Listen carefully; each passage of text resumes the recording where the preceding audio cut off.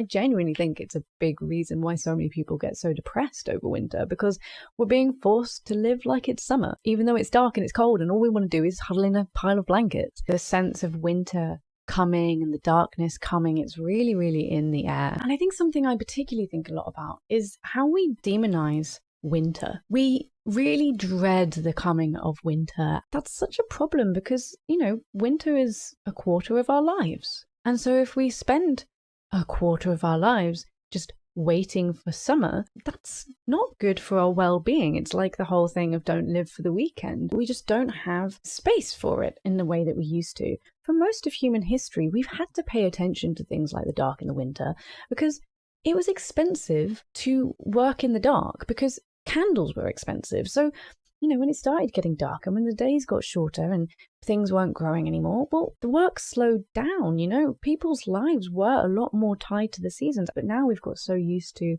electric light and just being able to ignore the darkness and ignore the cold winter. When you think about it, it's kind of crazy. We are still animals. We are still biological. Our most ancient ancestor, the bugs that came crawling out of the sea, their DNA was built around cycles. The daily cycles, the lunar cycles, and the seasons.